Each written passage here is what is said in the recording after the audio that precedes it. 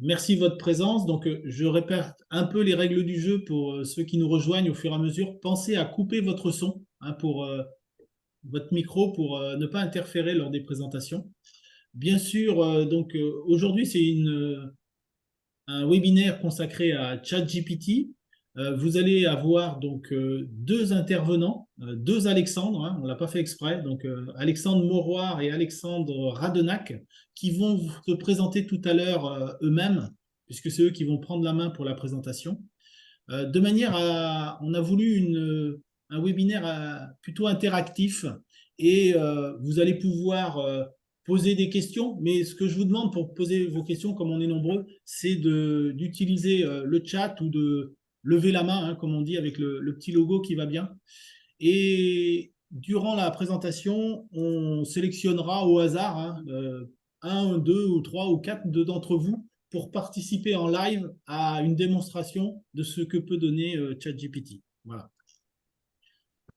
Alors, on attend un petit peu, voilà. Donc, ce que je vous propose, c'est de commencer tout simplement. Alexandre Mauroir de AM, Ouais, de AM Web multimédia. et Multimédia va commencer. Je lui laisse la main, Alexandre, et je te laisse présenter tout ça. Ouais, ça marche. Oui, je l'ai vu le mail ce matin. Alors, Ouais, merci de couper votre son. Merci de couper le son. c'est mon air. Vas-y, attaque. Donc bonjour à tous. Ravi de faire cette intervention ce matin avec la CPME. Donc sur ChatGPT, donc qui est une petite brique de l'intelligence artificielle, hein, parce que l'intelligence artificielle ne se limite pas à ChatGPT, c'est celui qu'on entend le plus parler en général dans les médias.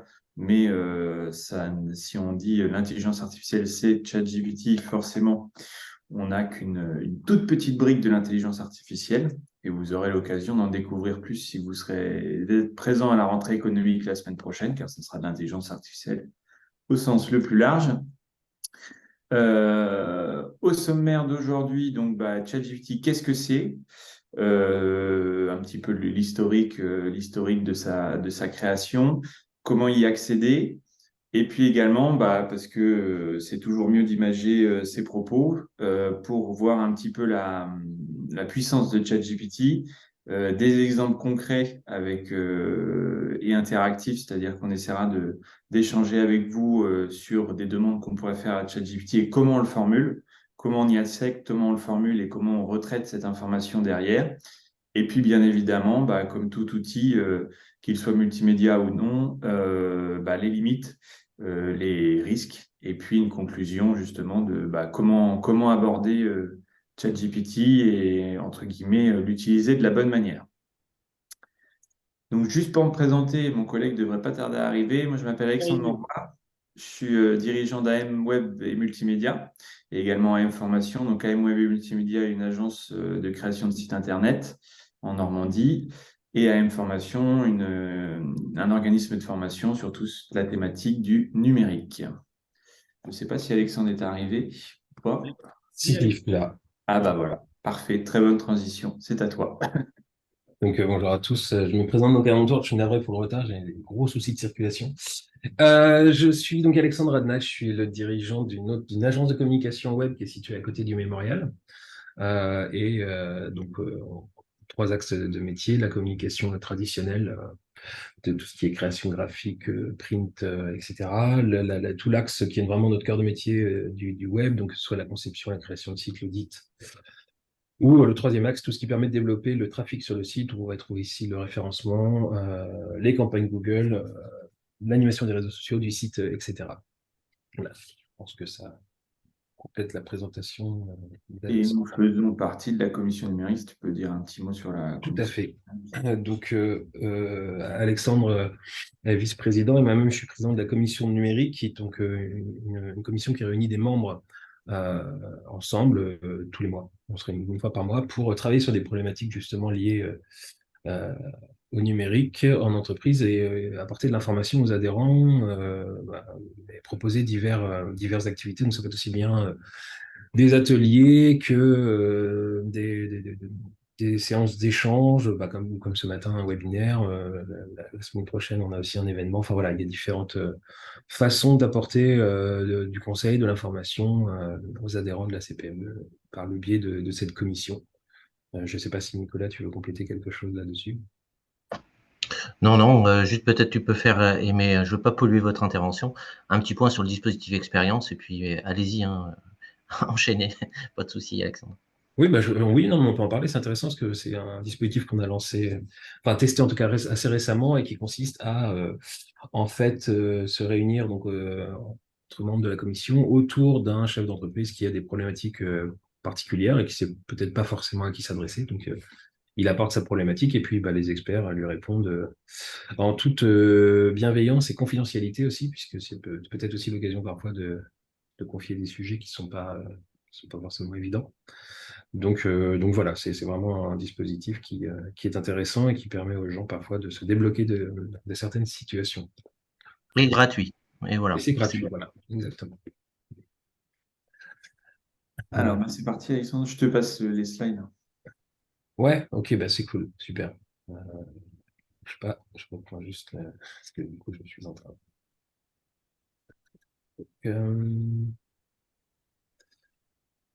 Hop, c'est ici. 2 secondes.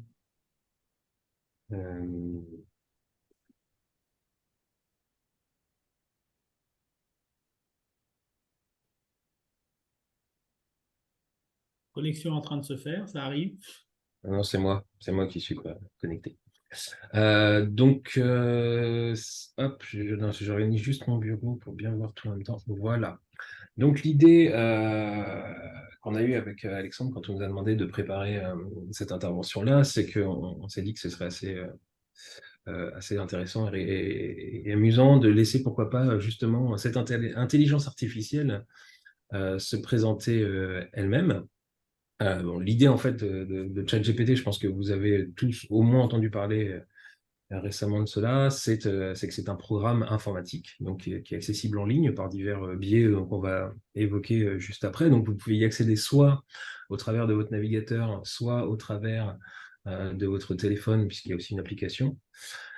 Ça a été créé par une entreprise qui s'appelle OpenAI, donc OpenAI en français, donc AI pour Artificial Intelligence. Donc c'est un conglomérat d'entreprises américaines qui a été fondé entre autres par Elon Musk, qui n'en fait d'ailleurs plus partie aujourd'hui. Et c'est actuellement plutôt Microsoft qui est en train de prendre la main sur cette entité-là. Et donc, pour vous montrer l'efficacité de l'outil, on va laisser ChatGPT se présenter lui-même. C'est-à-dire qu'en fait, on lui a demandé de se présenter tout simplement, sans plus d'instructions. Et on a utilisé après un autre outil d'intelligence artificielle qui, lui, à partir d'un texte, génère à la fois un visage et un texte. Et donc, en fait, ce que vous allez voir, c'est complètement 100% issu de l'IA. En quelques minutes, on a un personnage qui nous présente un texte généré par ChatGPT. Je suis un programme informatique appelé ChatGPT, créé par des chercheurs en intelligence artificielle. Je suis conçu pour comprendre le langage humain et répondre aux questions en générant du texte de manière intelligente. Vous pouvez me considérer comme une sorte d'assistant virtuel qui peut vous aider avec des informations, des idées, des conseils, ou même simplement discuter avec vous sur divers sujets. Voilà, donc on a fait quelque chose de rapide. Je suis un programme informatique. Il est super bavard. L'idée, voilà, c'était de vous montrer que on peut. Et encore, ça, c'est quelque chose qui a été fait en quelques minutes. Oui, en passant davantage. Pardon? On est vraiment sur de la minute. Ah oui, complètement. En passant davantage de temps sur ce type d'outils, on peut obtenir quelque chose d'encore plus réaliste, voire quasiment du temps réel. Je vais passer la parole. Faut vraiment imaginer un chat GPT comme un outil capable de comprendre et générer du texte de manière très intelligente pour vous. C'est un petit peu un assistant virtuel qui vous allez pouvoir dialoguer vraiment à la manière d'un humain avec lui, donc de manière textuelle par contre, pour l'instant en tout cas. Il va vous répondre, comprendre vos questions, vous en poser d'autres souvent, parce que finalement il va vouloir plus d'informations pour pouvoir vous donner une réponse plus personnalisée ou plus concrète, cohérente. Et il faut surtout pas voir ChatGPT en disant je vais l'utiliser comme du Google avec du mot-clé. Non, il faut vraiment lui parler avec des phrases, sujet, verbe, complément, qu'est-ce que j'ai besoin, qu'est-ce que je fais, entre guillemets, comme activité professionnelle pour qu'il puisse me faire des réponses en lien avec mon activité professionnelle. Et dans beaucoup de cas, il peut être assez bluffant parce qu'il va vous poser des questions à la manière d'un expert de votre domaine pour pouvoir comprendre vos spécificités et particularités. Donc, comment on accède à ChatGPT? C'est assez simple. Je suis un programme informatique. Bien placé, voilà. Deux manières d'y accéder. Donc, sur votre ordinateur, sur n'importe quel navigateur Internet.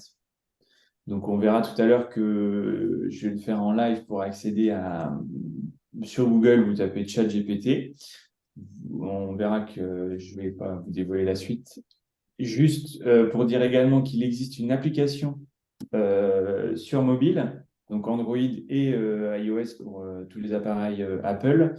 Faites attention cependant, il y a énormément d'applications sur les stores des deux systèmes qui sont des versions entre guillemets factices qui s'appellent chat g.p.t ou des choses comme ça, avec un logo qui est assez similaire pour pouvoir, entre guillemets, capter une partie du trafic de ChatGPT. Et derrière, vous n'avez pas forcément ChatGPT et sa puissance.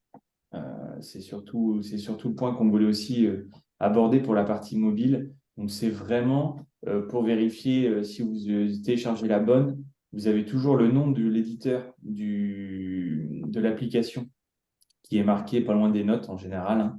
Vérifiez bien que c'est OpenAI qui est l'éditeur de l'application que vous téléchargez. Sinon, vous aurez une application en général édulcorée avec une puissance moindre et ça pourrait vous faire dire bah mince, en fait, ChatGPT, c'est moins intelligent que ce que je ne pensais. Et également des données qui peuvent partir à d'autres endroits que chez OpenAI et pas forcément traitées de la même manière. Alexandre reviendra certainement un peu plus bas sur les limites et les conclusions par rapport à ce point-là. Sur ordinateur, c'est assez simple. Vous vous connectez donc sur Google ou n'importe quel moteur de recherche, hein, si vous en avez un autre. Vous tapez donc ChatGPT. Vous allez arriver, en général, il va être le premier, ce qui est plutôt bien placé sur Google. Vous allez arriver sur un URL qui s'appelle chat.openai.com. Comme dit précédemment, la société éditrice de ChatGPT et d'autres intelligences artificielles s'appelle donc OpenAI, donc ne vous inquiétez pas. Quand vous cliquez sur ChatGPT, vous allez arriver soit directement sur ChatGPT, parce que là, je suis connecté.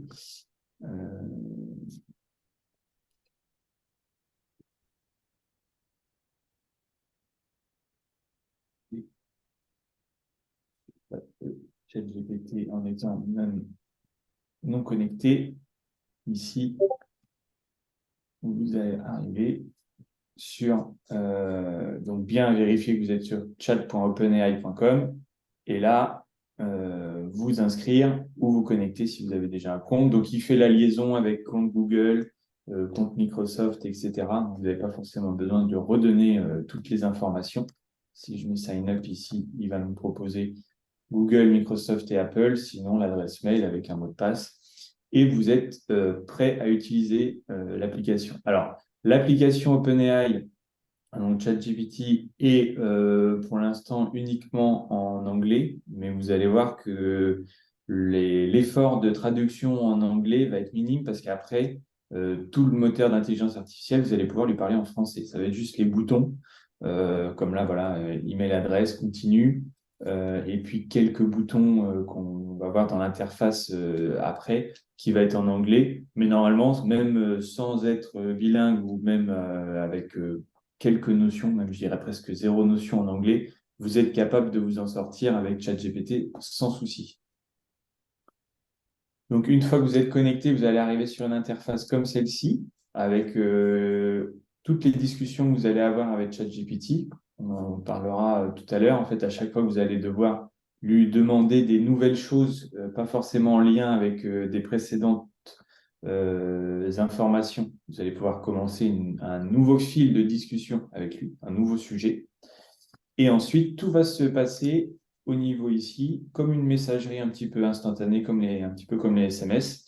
Vous allez pouvoir lui écrire des messages. Je lui mets juste bonjour. Et vous allez avoir directement ChatGPT qui vous répond. Et donc, on va vous montrer différents exemples justement pour utiliser ChatGPT. Et je vais laisser donc la place à Alexandre pour le premier cas de figure. Donc là, c'est moi qui vais tirer au sort, c'est-à-dire que comme on a voulu de l'interaction entre vous et les deux Alexandres, alors là, je prends au hasard. Alors j'espère que vous êtes présents. Attention, je vois Nathalie Albou. Est-ce que Nathalie Albou est là? Oui, Nathalie, oui, bonjour. bonjour. Bonjour, je Bonjour suis là. Nathalie. Pas Je de suis chance, là, ça tombe sur effectivement. vous. Vous êtes, Mince. vous êtes volontaire pour souffrir. Bah, je sais pas, on va voir. Dites-moi ce Voilà. que je dois faire. Voilà. Eh ben, vous allez suivre ce que va vous dire Alexandre. D'accord? D'accord, très bien. Et Alexandre, partager son écran. Ouais, je reprends l'écran. Hop. Alors, c'est parti. Donc, on va quand même donner un certain cadre à l'exercice. Et l'idée, c'est que ce soit interactif avec vous. Donc, par exemple, on se proposait pour un premier exemple de travailler sur une relance impayée. Mettons que, par exemple, vous avez des factures en attente et bah, malgré... enfin, en tout cas, ça ne vient pas et vous ne savez pas exactement comment relancer. Donc, par exemple, est-ce que vous pouvez me dire dans quel secteur d'activité vous trouvez? Alors, oui, moi, je suis dans l'événementiel. Dans l'événementiel, ok. Vous vous adressez à quel type de client Pro et particulier, les deux. particulier? Je pense qu'on va prendre l'exemple du professionnel, ça peut être intéressant. Éventuellement, est-ce que c'est le cas aujourd'hui? Est-ce que justement vous avez une situation de ce type? En cours, non, mais ça Non. peut arriver. Ça peut arriver. La Oui. dernière fois que ça vous est arrivé, ou est-ce que vous pouvez me donner deux, trois mots Alors, les dernières fois que c'est arrivé, c'était plutôt sur des particuliers, justement. Bah, alors allons-y. Au niveau pro, j'ai cette chance de ne pas avoir trop Non. connu de désagréments, on Bah, va tant dire. mieux, tant mieux. Voilà, tout à fait. Mais donnez-moi un exemple justement avec un particulier de comment ça a pu se passer. Un particulier, alors, quand est-ce que on a eu ça? Par exemple. On avait loué, par exemple, de la vaisselle à une personne Ok. qui nous a... donc, on fait payer en général les particuliers au moment où ils prennent la vaisselle, sauf que quand elle nous a ramené la vaisselle, il y avait enfin, je pense que tout avait dû se casser la figure dans son coffre de voiture et en fait, il y avait plein de choses de cassées. Et donc, on a renvoyé une facture complémentaire pour le remboursement de la vaisselle cassée et on n'avait pas été payé ça. D'accord. Et donc ça n'a pas été réglé, donc vous avez de la casse et vous n'avez pas pu. Voilà, c'est ça. Bah, ça a été pour nous. Ah bon, c'est un super exemple. Alors, on va donc vous voyez bien mon écran. Alors, je vais essayer Oui. de zoomer parce que j'ai cru lire dans le chat que c'était pas forcément facile à lire. Donc, on va J'ai zoomé aussi moi, pour la prochaine. donc, on va lui dire. Moi, j'ai tendance à toujours commencer par bonjour, mais c'est pas obligatoire. Donc, je suis à la direction d'une agence événementielle pour professionnels et particuliers. Donc, c'est bien de lui donner toujours un petit peu de contexte, de savoir exactement au départ, dans quelle situation vous produisez cette demande-là. J'ai un souci avec un de mes clients qui m'a loué de la vaisselle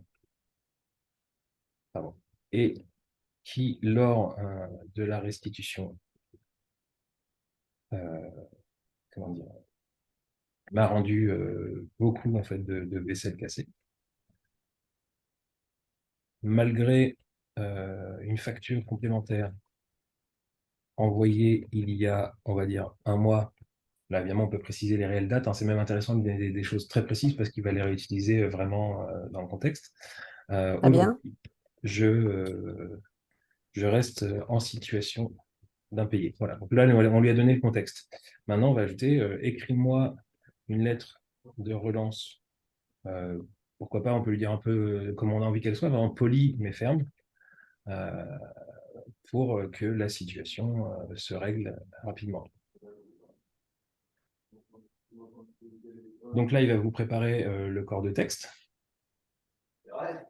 Alors parfois, vous allez pouvoir constater qu'il y a des formulations qui ne vont pas forcément ressembler au style que vous utiliseriez, mais vous voyez, il vous prépare toute une trame. Je me permets de vous écrire en lien avec la facture numéro émise le lien concernant la location de vaisselle pour votre événement dont la date était le. Donc il vous prépare aussi toute une trame avec la possibilité de venir compléter. Nous avons été ravis de pouvoir contribuer à la réussite de votre événement, nous avons fait de notre mieux, etc. Cependant, il était porté à votre attention que la restitution de la vaisselle, un nombre significatif d'articles était endommagé ou cassé, ce qui entraînait des coûts supplémentaires pour votre entreprise. Donc, conformément à nos termes et conditions de location, nous avons envoyé une facture complémentaire date de la facture pour couvrir les frais de remplacement de la vaisselle cassée. Cependant, à ce jour, cette facture n'a pas été réglée. Notre comptabilité indique un impayé depuis un nombre de jours à préciser. Nous comprenons que ces retards peuvent parfois survenir, mais nous vous rappelons l'importance de régler cette dette dans les plus brefs délais. Et vous voyez, il y a un petit peu de formule de politesse. Nous espérons sincèrement que vous prendrez cette lettre au sérieux et que nous pourrons résoudre cette situation rapidement et amicalement. Nous apprécions de votre collaboration, etc., etc. Globalement, on est sur quelque chose déjà d'assez précis par rapport au contexte que vous avez donné.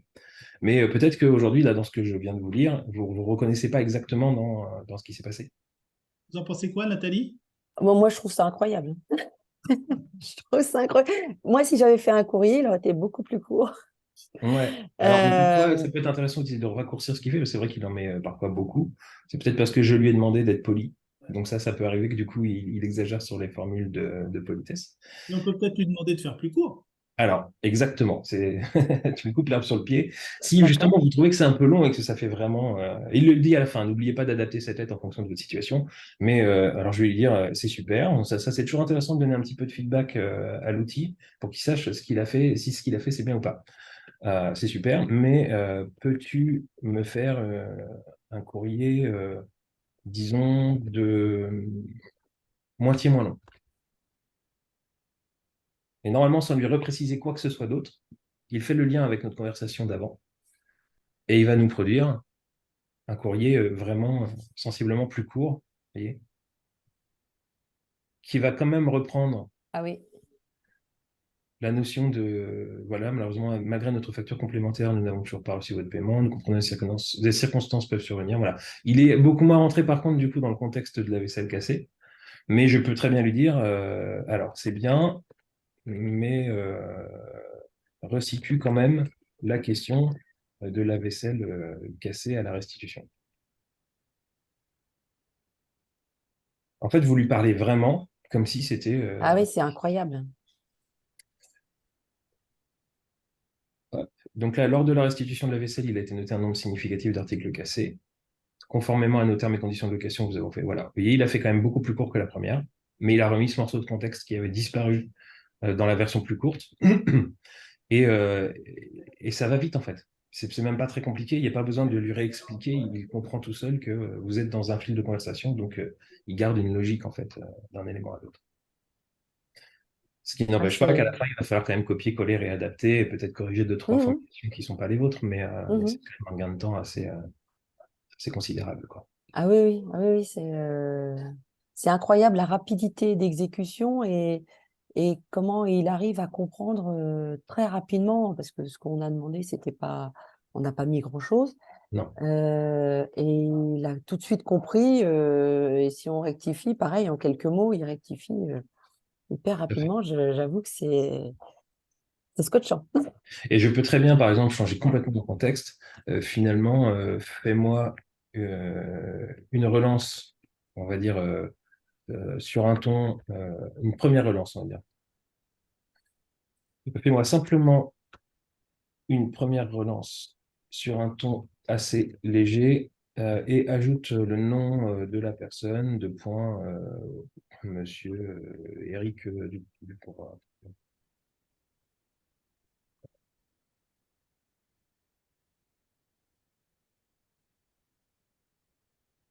Et du coup, il va intégrer les éléments que je lui donne. C'est-à-dire que si j'avais donné les dates, les montants, etc., il aurait de toute façon intégré tout ça au lieu de me mettre des crochets où moi je vais devoir modifier. Il est capable d'intégrer, si vous lui donnez vraiment des éléments précis au départ, il va les intégrer directement dans la lettre. Et voilà, bon là, il a visiblement fait une lettre un petit peu plus, entre guillemets, J'espère. gentil, quoi. Et néanmoins, il a gardé les instructions d'avant. Vous voyez, il parle toujours de la vaisselle cassée. On a une longueur globale de courrier qui est plus court que la première génération. Mais cette fois-ci, il a rajouté les éléments que je lui ai proposé d'ajouter. Et si tu lui demandes la dernière relance, Ah oui, beaucoup plus. c'est ça. Bon, finalement, mon client. Parce qu'on pourrait, comme vous le montrez Alexandre tout à l'heure, sur le côté, moi je les ai cachés, mais sur le côté, on a les fils. Je peux très bien revenir plus tard sur ce fil de discussion et lui dire, bon, finalement, mon client, ça fait maintenant 3 mois et je n'ai aucune nouvelle. Peux-tu me faire une mise en demeure, on va dire, très claire? Et là, voilà, sans avoir même à resituer quoi que ce soit du contexte, il va récupérer les éléments d'il y a 2 mois, de la discussion qu'on avait eue, et puis là, cette fois-ci, il va être un petit peu plus. Voilà. Malgré nos précédentes tentatives de résolution amiable de cette question et l'envoi de relance, il est regrettable de constater que la somme due demeure impayée depuis maintenant 3 mois. Donc, il a adapté les éléments en live, etc. Et quasiment, enfin, moi, sincèrement, je m'en suis déjà servi pour des courriers importants où des fois, on hésite sur des formulations. C'est impressionnant parce que quand on lit, enfin, moi, je me suis trouvé plein de fois à me dire, mais j'aurais pas écrit mieux, en fait. C'est même extrêmement bien formulé. C'est clair que effectivement, on peut pas. Enfin, c'est sûr qu'on ne fait pas mieux. C'est propre, quoi. Enfin, vraiment, Ouais, c'est ouais. très. Ça demande des fois adaptation, hein. Le but, c'est d'avoir un début de cadre et puis. Exactement. Mais Ça. ça s'adapte toujours, de toute façon. Des fois, moi, pour l'utiliser aussi comme Alexandre, et ben, sur 5 paragraphes du courrier, on va en utiliser 4, quoi. Parce que C'est ça. le C'est ça. 5e, donc, il est un peu moins. Ou on se dit, bon, j'aurais pas mis ça. Et voilà, mais ça donne déjà une bonne base. Et il y a un autre truc qui fait gagner du temps, mais tout simplement, c'est que parfois, ouvrir une lettre, commencer à remettre le nom, etc., ça aussi, ça peut être chronophage. La forme, tout ce texte un peu qu'on met tout le temps, bah, en fait, le fait que lui, il prépare très très vite, ça aussi, c'est un gain de temps, même pour des lettres très simples, en fait. Et ensuite, on peut faire un copier-coller de Bien tout sûr. ce qu'il écrit. Voilà, tout ce que j'ai ici, en fait, le texte, vous voulez, je peux tout, voilà, je peux Mhm. tout copier, mettre ça dans une lettre, et voilà. D'accord, Et après, il n'y a plus qu'à compléter. Et je propose de d'accord. passer Il n'y a pas la parole. d'exportation Formidable. possible. Il n'y a pas d'exportation possible vers un Word, un Excel. Alors, pas sous ce format-là. En fait, ici, vraiment, c'est l'interface en ligne d'interaction. Donc, en fait, on fait du copier-coller. Mais par contre, il est possible, au travers d'un développement de programme, bien sûr, d'appeler ChatGPT depuis un autre programme en lui passant ces instructions-là et en insérant ce qu'il nous renvoie dans ce qu'on veut. En fait, en programmation, on peut insérer ça dans un Word, dans un Google Doc, dans un programme qu'on a en interne, s'il y a une compatibilité entre ces éléments-là. Alors ça, c'est le niveau supplémentaire du gain de temps et de la productivité. Mais déjà, en tout cas, l'avantage, c'est que ça, comme le disait Alexandre tout à l'heure, c'est en ligne, c'est accessible par tout le monde et c'est gratuit. Je propose qu'on passe sur le deuxième exemple, Alexandre. Merci Nathalie. Donc moi, je Avec plaisir. Merci à prends vous. l'écran. Hop, c'est parti. Alors là, on passe à notre exemple, hein, on est bien d'accord? Tout à fait. Donc je tire au sort, alors je fais la roulette, et là j'ai iPhone de Philippe.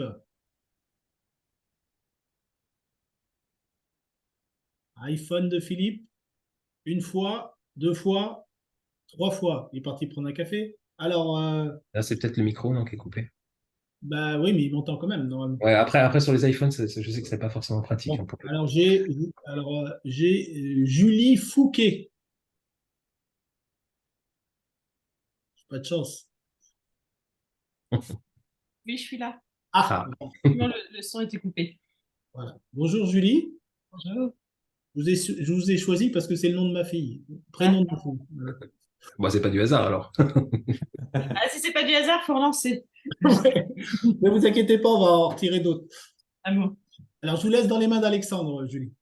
Donc, juste pour préciser bonjour Julie, juste pour préciser, Alexandre vous montrait un écran noir et moi plutôt un écran blanc. Ça, c'est juste dans les préférences de ChatGPT si vous voulez le mode clair ou sombre. C'est exactement la même interface que l'on a tous les deux. C'est juste que Alexandre préfère le mode sombre et moi le mode clair. Oui, c'est vrai. Alors, moi, je voulais vous aborder le cas également d'un courrier que vous auriez à faire, comme vous avez peut-être déjà fait, pour justifier et expliquer des augmentations tarifaires liées à plusieurs facteurs. Et des fois, on ne sait jamais trop comment aborder ça, en y dire ça va être plus cher parce que l'Ukraine, parce que ceci, parce que cela, parce que le Covid.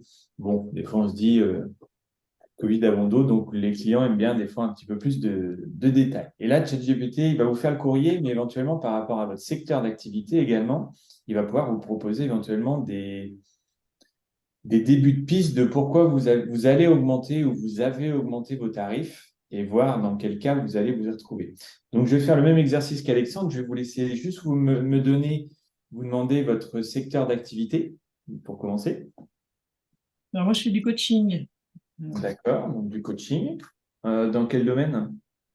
Coaching de vie, on va dire. Coaching de particulier et un peu de professionnel aussi. Plutôt dans le médico-social.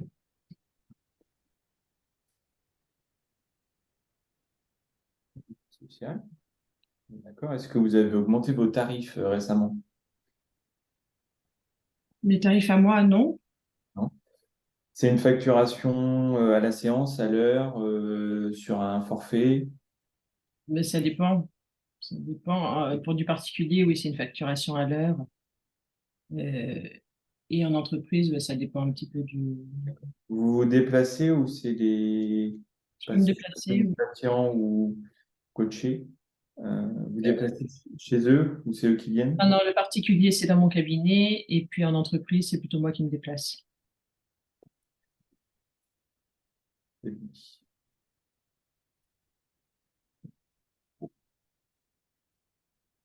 On va faire les deux petits exemples. Déplacement. D'accord. Alors, donc là, on va d'abord donner, comme faisait Alexandre tout à l'heure, le contexte. Donc, je suis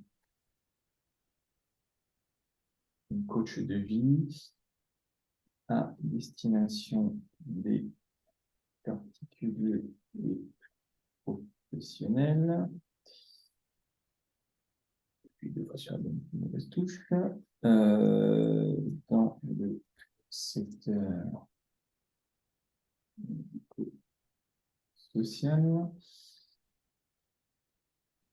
Donc, je propose des séances à l'heure dans mon cabinet pour les particuliers et des séances en entreprise directement sur un lieu de travail des salariés. Et donc, je vais dire, je suis obligé d'augmenter mes tarifs. Donne-moi des raisons qui expliqueraient cette augmentation.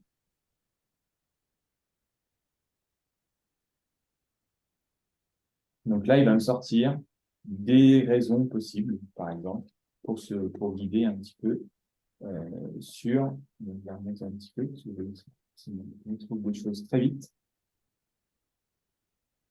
Donc là, il va nous mettre en premier exemple l'expérience et l'expertise accrue, donc avec une petite activité argumentaire, la demande croissante, le coût opérationnel, donc là, les loyers, les assurances, les frais de déplacement, l'investissement dans la formation continue, l'évolution de la demande.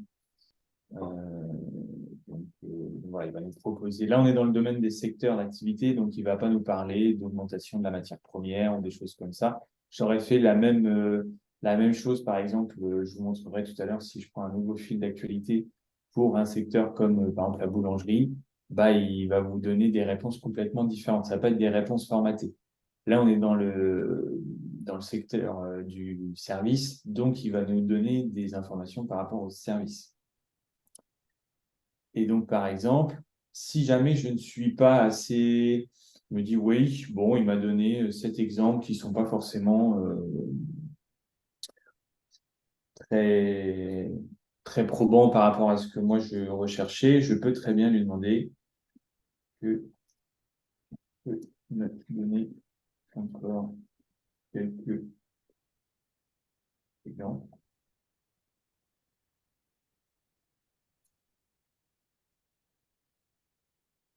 Là, vous voyez, il va me redonner d'autres. Par exemple, l'investissement dans des outils ou des ressources supplémentaires. L'évolution des normes. Donc là, il m'a mis de l'industrie, mais voilà, bon, l'inflation, bah, il va sortir des choses différentes. Il va m'en avoir sorti 8 autres qui ne sont pas dans la même chose. Et là, je vais maintenant lui dire, prépare-moi un courrier pour les particuliers avec les arguments. Donc, je vais prendre,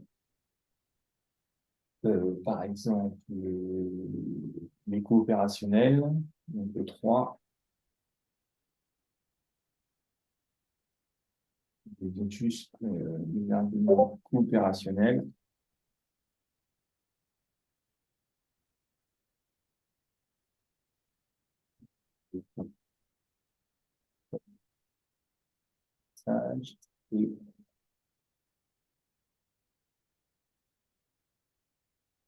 Et l'investissement dans des outils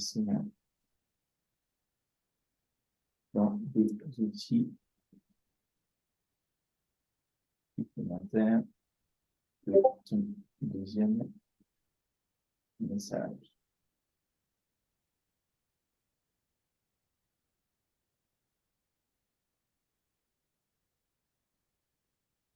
Et donc, il va me préparer mon courrier pour expliquer. Donc là, il me prépare un courrier relativement long. Je vais un petit peu dézoomer si ça ne me dérange pas. Avec, voilà, bon, chers clients, j'espère que vous allez bien et que vos séances de coaching de vie ont été bénéfiques pour vous jusqu'à présent. Je tiens à vous remercier pour la confiance que vous m'avez accordée en me permettant de vous accompagner dans votre parcours personnel et professionnel. Et donc là, il va détailler qu'à partir de telle date, mes tarifs pour les séances de coaching de vie seront légèrement ajustés avec des raisons, avec les raisons.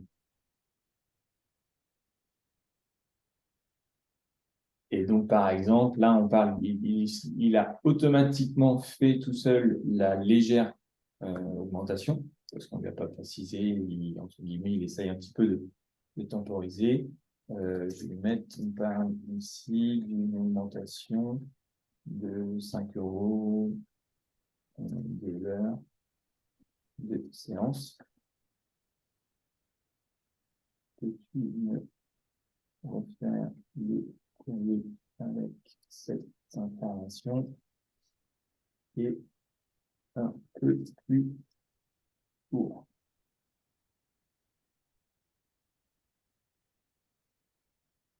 Donc là, toujours dans les 2 premières phrases qu'il vous donne, il va vous remettre un petit peu votre demande.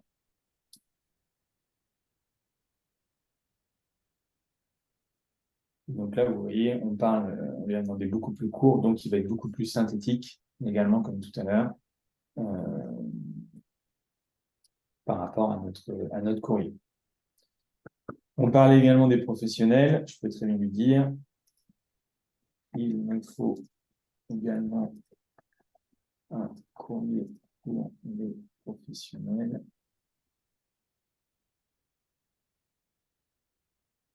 En expliquant l'augmentation.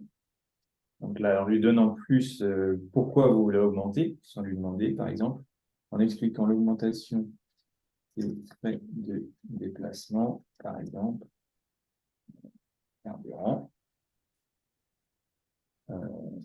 pour les séances en entreprise. D'une augmentation de 7 € par taxe de l'heure, par exemple. Alexandre, entre deux, là, tu écris. La question, c'est est-ce qu'on peut lui parler? Alors, directement dans ChatGPT, non. Mais par contre, si vous utilisez l'appli ou un assistant vocal sur votre ordinateur, souvent sur vos téléphones, vous avez toujours le petit micro en bas de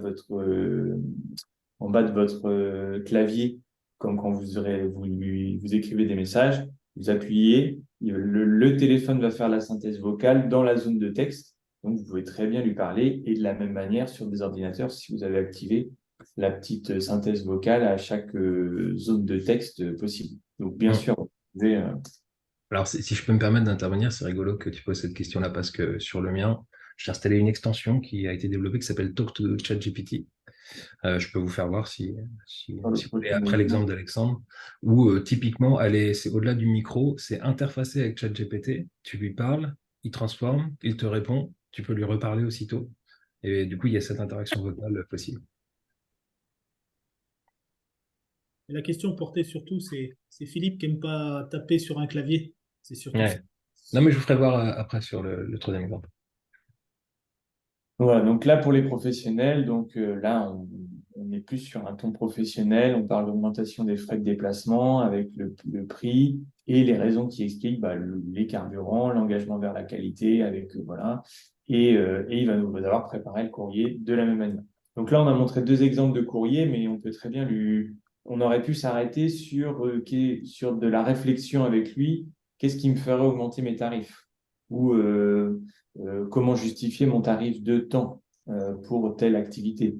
On va vraiment pouvoir lui donner les informations et par rapport à mon secteur, il ne va pas me sortir les mêmes arguments. Voilà sur le deuxième exemple d'augmentation tarifaire. Vous en pensez quoi, Julie? Ouais, je trouve ça bluffant.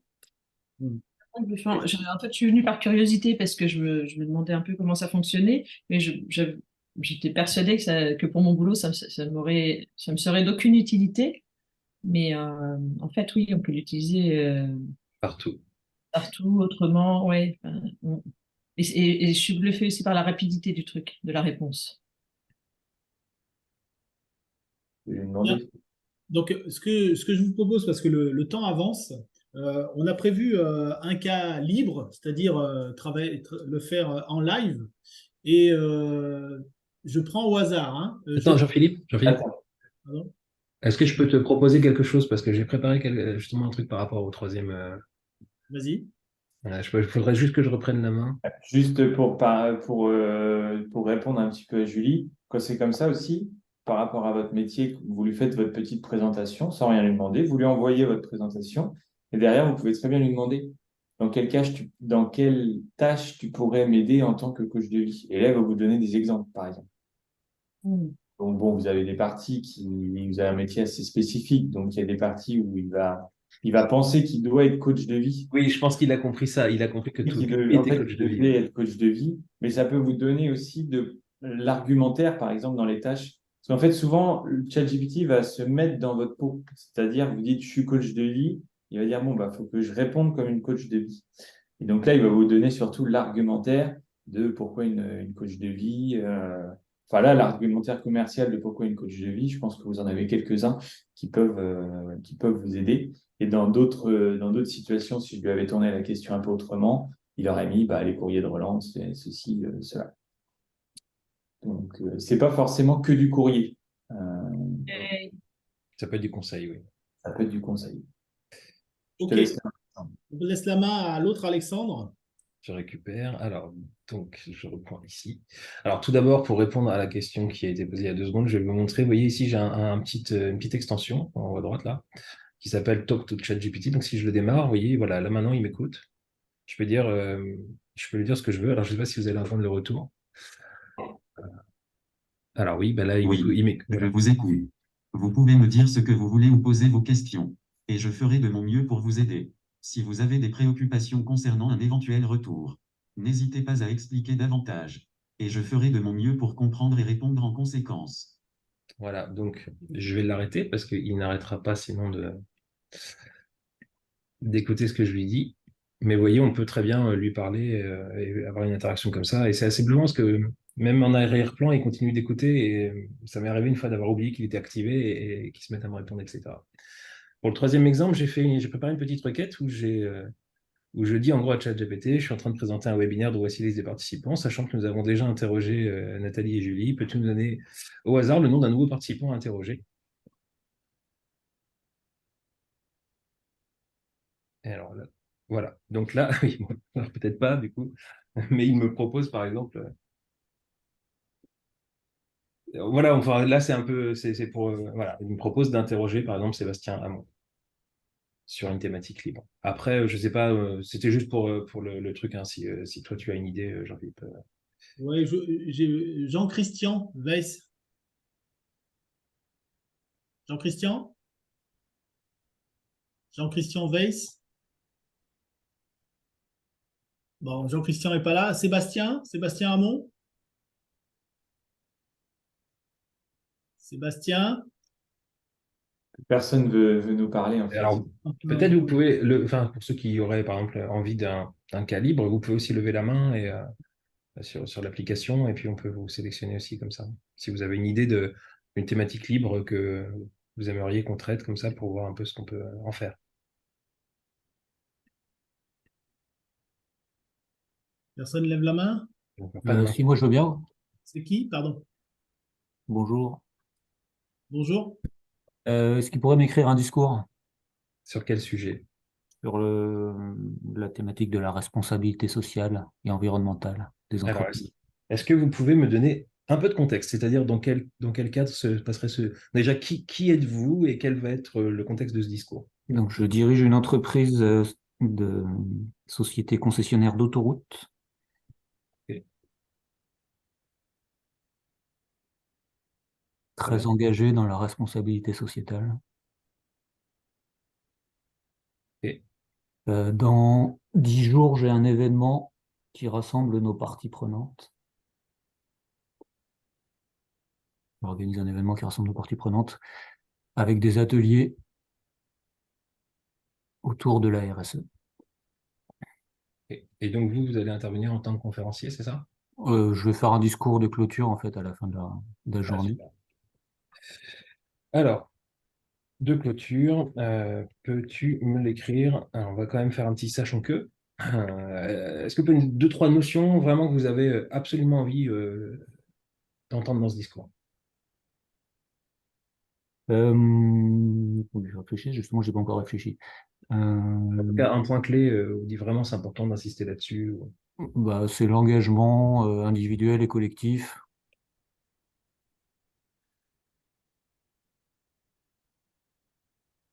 des salariés et des acteurs du monde enfin, des salariés de nos entreprises partenaires, de nos administrateurs, et puis de toutes les parties prenantes, les collectivités locales, les élus.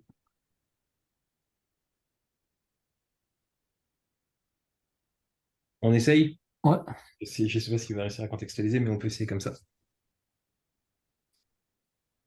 je sais pas préciser le nombre de mots du discours, peut-être. Alors on peut lui demander, comme tout à l'heure je l'ai fait, on peut aussi lui demander de rallonger si jamais on trouve que Ouais. c'était court, vous voyez. Donc je tiens tout d'abord à exprimer ma gratitude pour votre présence aujourd'hui. Cette réunion dédiée à la responsabilité sociale des entreprises, à cet événement, pardon, à cette réunion. Cet événement a été une occasion exceptionnelle de réunir nos parties prenantes, de partager nos valeurs et nos engagements. Vous voyez, bon, il a fait je peux vous l'envoyer si vous voulez, hein. Non, non, mais je le referai, mais c'est marrant, parce que ça fait une trame. Après, j'aurai plein de choses à raconter, mais ça peut faire des phrases un peu types, un peu bateau, pour expliquer. Tout à fait. Et là, vous pouvez dire, bon, bah, c'est un bon départ. Peux-tu étoffer encore en ajoutant telle ou telle notion En ajoutant une référence au bilan carbone. Ah bah, par exemple, sachant qu'il a, alors en plus ça répond à une question qui a été posée tout à l'heure dans le chat, mais il a une base de connaissances qui s'étend jusqu'à fin 2021. Ça veut dire que jusqu'ici, il était connecté à Internet et il se nourrissait en fait de ce qui était dessus. Donc il s'y connaît beaucoup. En gros, vous retrouvez l'intégralité de Wikipédia à l'intérieur, etc. Enfin voilà, il a énormément de connaissances. Donc la RSE, il sait ce que c'est. Tout ce qui en découle, il sait ce que c'est. Et il se nourrit aussi des échanges qu'il a avec les gens depuis qu'il est mis en ligne. Mais il va toujours le faire passer au second plan par rapport à ce qu'il a appris avant. Je vais vous donner un exemple concret. Ah bah, je vais vous donner un exemple concret. Si je lui demande par exemple qui est ministre, qui est Premier ministre, qui est le Premier ministre français, normalement, il devrait répondre, voilà. il va me dire que c'est Jean Castex, parce qu'il s'est arrêté en septembre 2021. Si je lui réponds juste c'est faux,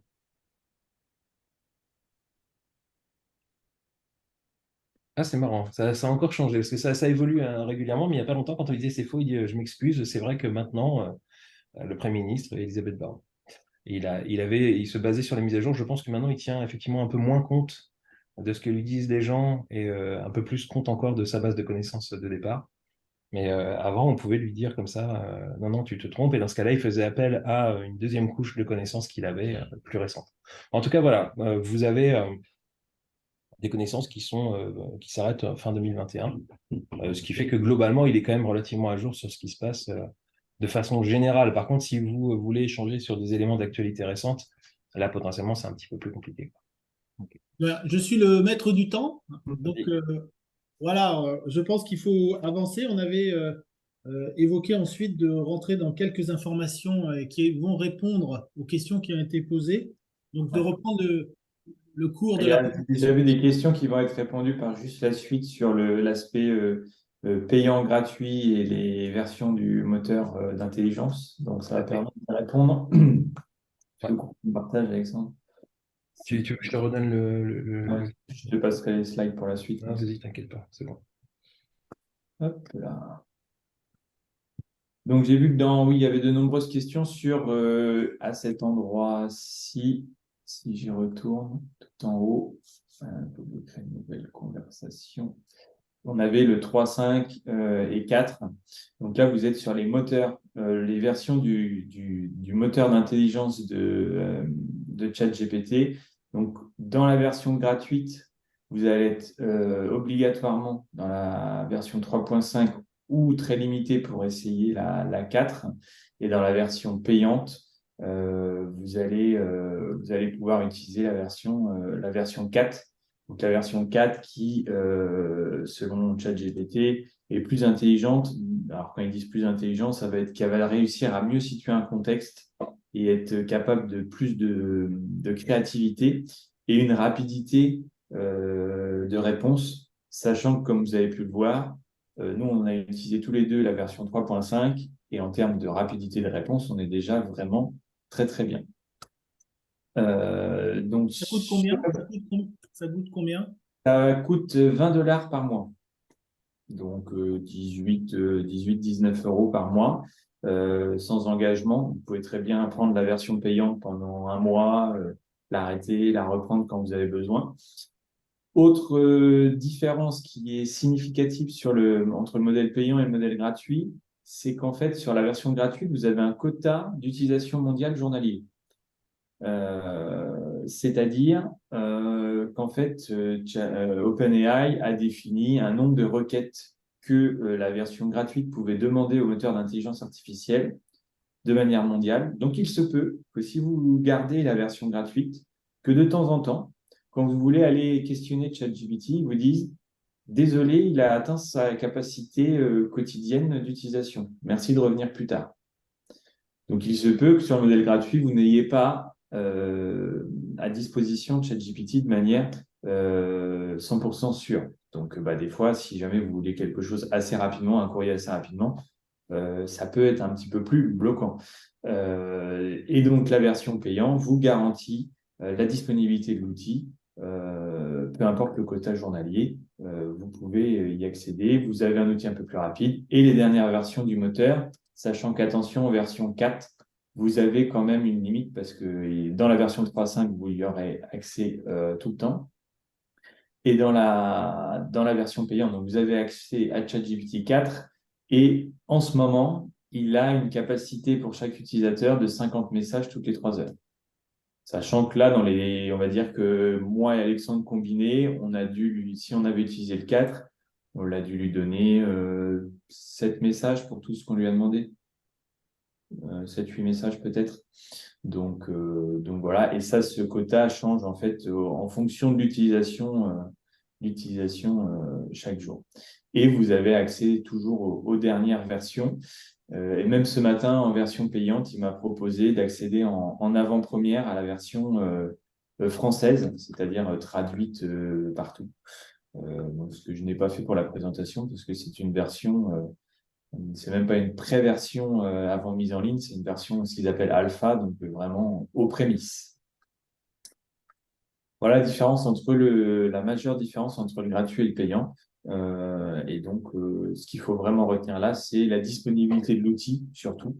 Parce que déjà, avec le moteur 3.5, vous pouvez aller très, très loin. Et pour être tout à fait honnête, la différence et la frontière entre la version 3.5 et la version 4, ben, moi, humain, je la vois pas forcément. Enfin, j'ai pas forcément vu d'énormes différences pour l'instant sur ces versions-là, dans les cas que j'ai eu à utiliser, bien évidemment. Tout dépend de l'utilisation qu'on en fait par la suite. La même pour moi. Je vois pas énormément de différence. Mais j'ai la partie payante juste pour être sûr d'avoir ChatGPT quand j'en ai besoin, à n'importe quand. Et être sûr que ce matin, quand on a fait la présentation, on puisse vous faire la présentation et qu'ils ne disent pas que le quota avait été atteint. Oui, la 3.5 est largement suffisante pour les usages que vous pouvez avoir à faire.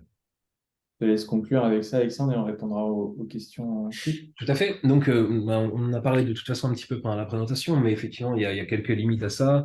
On l'a dit tout à l'heure, la base de connaissances s'arrête. Alors, je pensais que c'était décembre, mais bon, c'est septembre 2021. Et il y a donc un risque forcément de lier un peu à la désinformation, c'est-à-dire que parfois, alors ça c'est un défaut de toute façon de général des IA, elles détestent dire je sais pas. Donc par défaut, comme en plus ce sont des prédictions mathématiques derrière, s'il y a un sujet où elle n'est pas sûre d'elle, elle va répondre quand même avec ce qui lui paraît le plus plausible et ce qui peut parfois être complètement faux. Donc par exemple, attention, si vous devez présenter par exemple un exposé technique, c'est pas forcément un bon outil. En tout cas, il faut confronter ce qui vous génère avec d'autres sources pour être sûr que justement, n'ayant pas les informations, il n'a pas comblé avec d'autres prédictions de texte qui viendraient pour lui être très pratique parce que comme ça, il renvoie quelque chose parce que lui, c'est son rôle, il doit renvoyer quelque chose.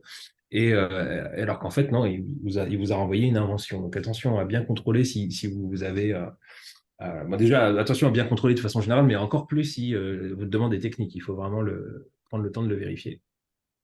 Et puis, il faut aussi faire attention, c'est que vous pouvez être tenté, par exemple, de dire, on pense au discours de tout à l'heure, ou même pour la relance financière, si on va aller plus loin sur une thématique, par exemple, je sais pas, j'ai un problème avec mon comptable et je veux lui écrire, et du coup, je lui donne des données particulières de mon bilan ou de mes chiffres, eh bien, ce que je donne de mon contexte, de mes outils, voire de données personnelles, ça part directement dans une base de données qui, en plus, se situe aux États-Unis.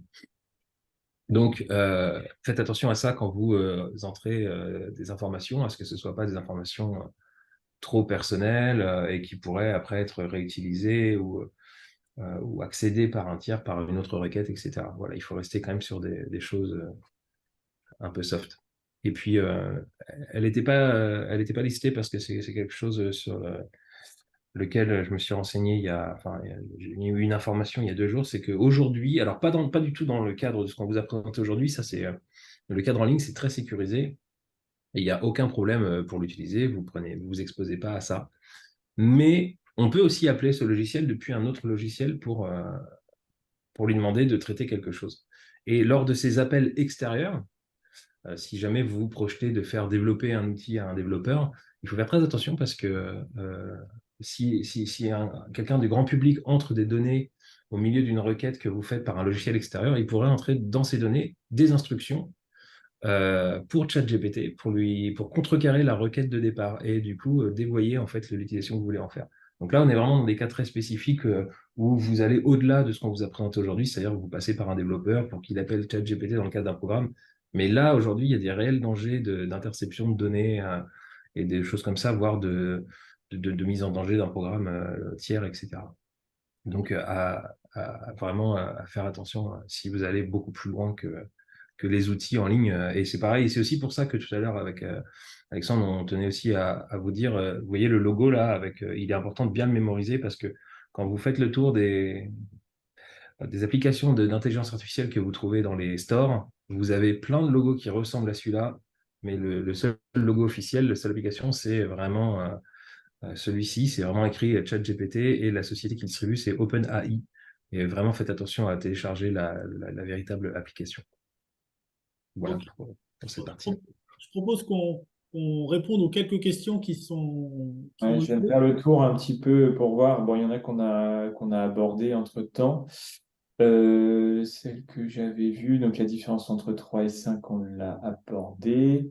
Une question de Jean-Christian Weiss. Peut-on, à partir d'un texte existant, contrat, règlement de fonctionnement, l'améliorer? Peut-on partir d'un texte existant pour l'améliorer?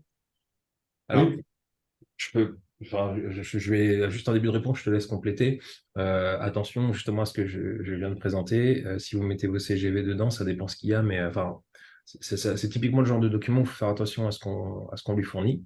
A priori, il peut suggérer des améliorations, mais encore une fois, il ne remplace pas encore complètement l'humain. Ça veut dire que si vraiment vous voulez aller justement dans une technification de quelque chose qui existe déjà, bah, c'est peut-être plutôt un avocat qu'il faut consulter, mais vous pouvez lui demander un avis préalable. Après, je ne sais pas, Alexandre, si tu veux compléter. ouais, moi, quand je disais oui, c'est surtout sur la tournure. C'est-à-dire, on a préparé un courrier ou un règlement, et puis bah, finalement, on se dit, oh, c'est bien tourné, mais ça ne fait pas forcément très, très carré, des choses comme ça. On va pouvoir leur demander de reformuler d'une manière plus professionnelle ou plus stricte, des choses comme ça. Mais après, pour tout ce qui est vraiment de la vérification, bah, comme tu disais, par exemple, dans un CGV d'articles, etc., faut pas oublier que la base de connaissances s'arrête en décembre 2021, donc il s'est passé pas mal de choses depuis. Euh, et donc, bah, attention, c'est plus sur de la véracité de l'information, il va pas le vérifier pour l'améliorer, mais par contre, sur de la formulation, oui, sans problème. Ok. Une autre question, peut-on s'en servir pour un site Internet en vue d'en améliorer son référencement? C'est marrant parce que c'est une bonne question. Alors, il existe, juste pour la petite anecdote, une autre IA qui est assez bluffante. Je ne sais pas si tu l'as testé, Alexandre, mais où on lui dit bon, bah voilà, j'ai telle activité, fais-moi un site internet. Et elle fait un site internet juste à la base de ça, en mettant des choses standards qu'on trouve sur le genre de site internet qu'on fait normalement pour ce type d'activité. Bon, après, il n'est pas forcément exploitable tel quel, mais c'est impressionnant de voir qu'elle trouve des images factices, des exemples, des témoignages, des machins et tout, etc. Maintenant, pour le référencement, sans être trop technique, euh, ouais, Moi, je dirais, c'est pas fort. Enfin, déjà, maintenant, Google fait aussi attention à ça, hein. On arrive à repérer un ça. truc qui est écrit par ChatGPT, déjà, parce que vous avez des outils d'intelligence artificielle qui arrivent à détecter si c'est ChatGPT qui a répondu ou pas, ou qui a écrit le texte. Donc déjà, Google est en train de mettre en place aussi dans ses algorithmes de voir si le texte il a été rédigé par un humain ou par un robot. Donc, il va donner éventuellement une note par rapport à ça. Encore aussi par rapport à ce qu'on disait juste précédemment, la base de connaissances, c'est décembre 2021. L'algorithme Google changeant tous les mois, voire toutes les semaines sur certaines périodes, avec des versions minimes et des versions plus majeures un peu moins régulièrement. Mais il y a eu beaucoup de modifications de l'algorithme, donc il n'a pas forcément les derniers prérequis des différents algorithmes, sachant qu'il n'a pas le droit d'aller directement sur Internet. Donc, il peut vous donner les conseils un petit peu que vous avez trouvés sur des sites, les balises, etc. Mais de là à être sûr qu'il vous optimise le référencement, il faut quand même faire attention parce qu'à mon avis, dans les prochains mois ou années, il sera capable de voir que vous avez essayé de contourner les bonnes règles de Google en utilisant ChatGPT. Ok. Une autre, une autre question il y en a deux. Peut-on parler des plugins et avez-vous des exemples de prompts qui sont intéressants à tester via ChatGPT pour tout type d'entreprise? Euh, bah, celle qu'a montré Alexandre tout à l'heure est intéressante. C'est par exemple, donne-moi X raisons d'augmenter mes tarifs. Mais typiquement, en fait, c'est vraiment le genre de choses qui peuvent lui être demandées. C'est tiens, moi, aujourd'hui, je suis à la tête d'une boulangerie. En quoi, toi, euh, moteur d'intelligence artificielle, tu peux m'aider dans le fonctionnement de mon entreprise? C'est vraiment typiquement le genre de choses, sans faire du cas par cas, où lui va pouvoir spécifier la réponse. En fait, il faut lui demander en quoi tu peux m'aider par rapport à mon activité. Alors là, l'exemple de coach de vie, c'est qu'il fallait lui préciser que t'aider, toi, en tant que coach de vie, et pas quel est le discours patient que je dois avoir. Après, des listes de prompts, vous en avez partout sur Internet. On n'en a pas fait une parce qu'il en existe vraiment plein partout. Alors souvent, c'est sous forme de livre blanc, hein. Vous laissez votre adresse mail et puis il vous envoie la liste. Mais des prompts, vous en avez plein, un petit peu partout sur Internet. Et nous, on n'a pas rédigé de liste pour ne pas, entre guillemets, réinventer la roue. Parce que, en fait, plus vous serez naturel avec ChatGPT et que vous lui demanderez vraiment de manière textuelle ce que vous avez besoin et qui vous êtes, plus ChatGPT sera puissant en retour. Ok, j'ai une question. Peut-on joindre des fichiers pour qu'il en fasse une analyse comparatif ou un texte de synthèse? En clair, est-ce qu'on peut lui donner un PDF ou autre? Des Non. fichiers? Non, pas dans la version qu'on vous a présentée ce matin en ligne. Par contre, effectivement, comme je le disais tout à l'heure, en l'appelant avec un logiciel externe, oui, on peut lui passer des éléments à analyser, sachant qu'il va falloir les placer sous un format qu'il peut exploiter. Mais en tout cas, c'est plus facile en externe de lui passer des fichiers. Mais dans l'interface, là, aujourd'hui, non, on ne peut pas déposer de documents. Après, il y a d'autres intelligences artificielles qui commencent, elles, à être capables de le faire. Je ne sais pas si c'est pas le cas de Bard, d'ailleurs, qui Le Bard, chez Google, on peut lui Ouais. mettre, Je crois que- des PDF, des Excel, des Word, des PowerPoint directement. Ouais. Par contre, Bard a une autre façon de répondre. C'est un peu déconcertant quand on est habitué à ChatGPT. Déjà, il fait des réponses beaucoup plus succinctes et courtes, alors que ChatGPT, on a l'impression qu'il aime bien parler. Euh, et euh, Parfois, je l'ai trouvé plus flou sur des réponses techniques. À voir. Après, en fait, il faut les tester en fonction de ce que vous avez envie de faire. Les deux sont gratuits, les deux sont accessibles. Et une question qui est, c'est quoi l'intelligence artificielle à jour sur le marché? En référence au fait que ben, ça s'arrête à septembre 2021. Alors, ça s'arrête en 2021 parce que c'est voulu par OpenAI, parce qu'ils ne veulent pas d'interaction directe avec des informations récentes pour éviter tout ce qui est désinformation et campagne de fake news. Donc, c'est voulu, hein. L'arrêt de la base de connaissances en décembre 2021, et puis ça, au fur et à mesure, ça reviendra un peu plus, ça reviendra un peu plus à jour. Des intelligences artificielles qui sont en direct.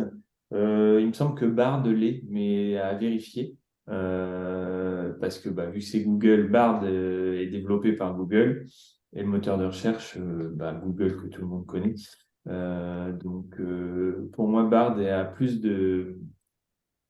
dans l'actualité, mais attention, plus de risques de désinformation et de manipuler par rapport à des résultats Google qui seraient pas forcément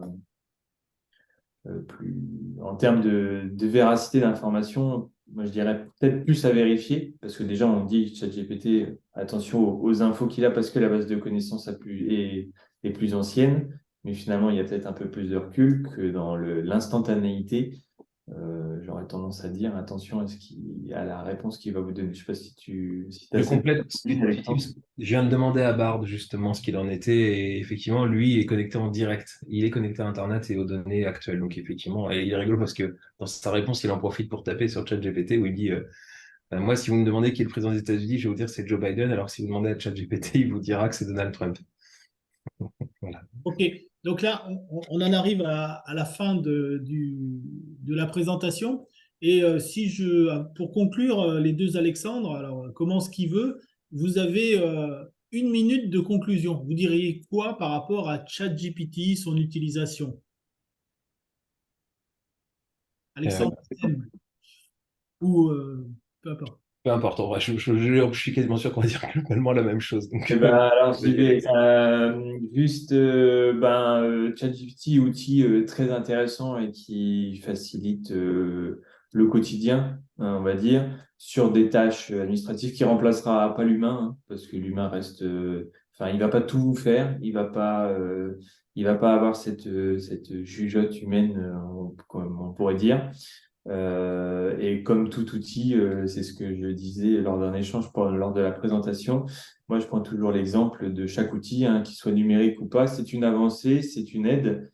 C'est un assistant qui, des fois, permet de faire tout ça avec un niveau d'expertise qui est déjà bon, mais pas forcément expert dans votre sujet.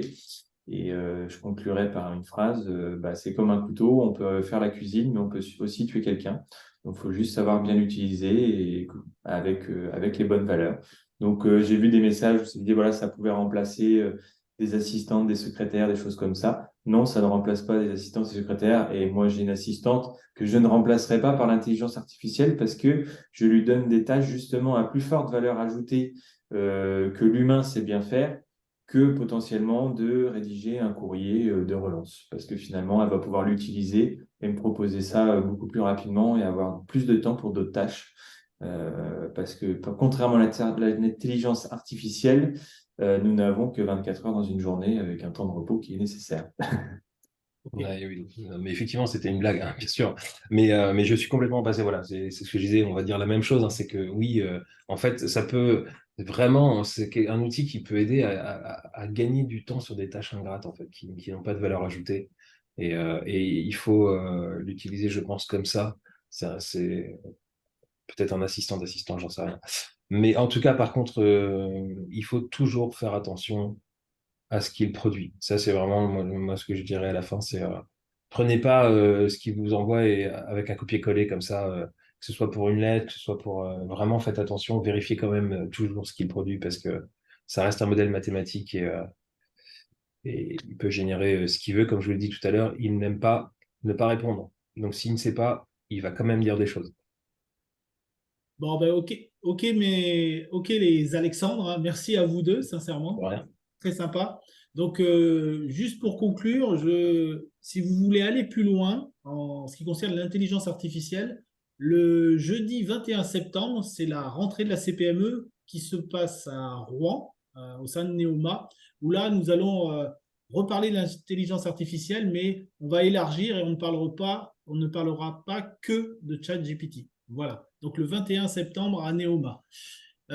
Sachez que donc le webinaire a été enregistré et vous allez recevoir un lien pour le replay si vous le souhaitez. Voilà, merci.